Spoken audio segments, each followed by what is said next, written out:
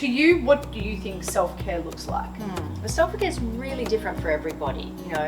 For some people, and we've had a bit of a chat about that earlier, it might be going for a run or doing your exercise, and hopefully it involves some of that. For me, that's more torture, and I have to do it because I'm disciplined and I know I've got to do it. Yes.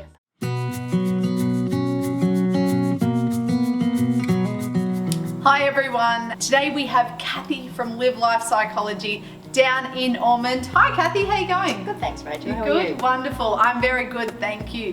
Now today's topic, we're talking about looking after number one. So the aim with this topic is we want all of you at home looking after yourselves in the current environment, and more importantly, just to remember that you're number one. So we've developed some questions that we're going to talk about with Cathy today. We'll have a bit of a conversation about it, and we'll go from there. So, I mean, in the current climate, we're all confronted with stress in a number of different ways. So, Cathy, how do you think we can control the way that we react, to those around us and those stresses? Yes, controlling how we react isn't easy under any sort of stress, but stress that's gone on for 5 weeks is probably extra difficult. But in terms of self-control, I think the first part that everyone must remember is we're not going to be our best selves all the time under this stress. We can aim to have good days and we can aim to have medium days, but we're going to have to expect to have some low points during all of those ups and downs of the day. So Absolutely. Giving yourself a break and understanding that you don't have to be the perfect parent or the perfect person or the perfect partner will really help take that stress off, and I guess trying to understand also that other people are experiencing the same levels of stress. So when you're seeing someone act in a way that you're not happy with or that you're uncomfortable with, understand that they're probably going through what you might have yesterday gone through. Absolutely. One of those lows. Yeah, and it's that sharing, sharing is caring space as well, which is really important to know that we're all going through it. But also if you've found out, and we found that with us, is about helping those around us with coping mechanisms that we might be using. So if you're having one of your up times, one of your good times, then you might want to take responsibility for making the vibe in the house a little bit better because someone else is having one of their low points. So Absolutely. Just, sharing that responsibility for ups and downs. Yes, no, definitely. Now after what we have experienced in the last sort of 4 or 5 weeks, how can you feel like with the amount of information that is out there at the moment? We know that media is having a big impact on the way that, again, we react and the way that we feel and things like that. So do you have any strategies that you would suggest to those watching today about how to best cope with that information? Yeah, it can at times feel like information overload. I think it's really important to limit the amount of, say, social media sort of information, because often that's our friends telling us about things like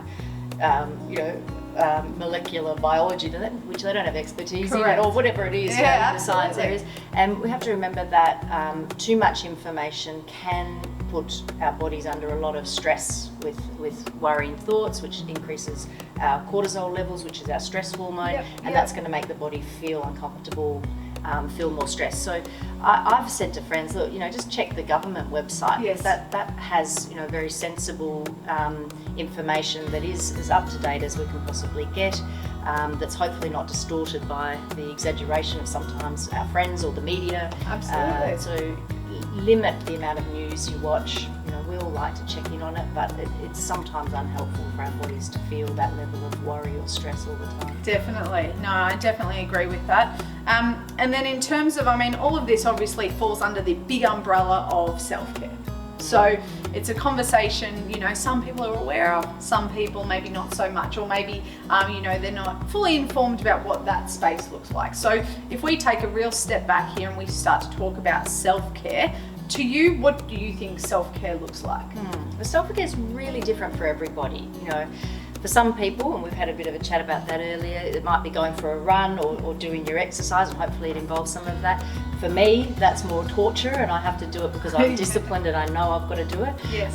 But for someone else, it's the release and the freedom they get. So self-care is really something to work out what you need, something to think about, whether it's downtime and actually being guilt-free sitting on the couch. And I think that this time of forced, staying at home has been really good for that learning for people who are busy and just always on the go, that you're allowed to sit and perhaps do nothing, or perhaps read a book, or perhaps learn a new skill, maybe knit or whatever you want to do.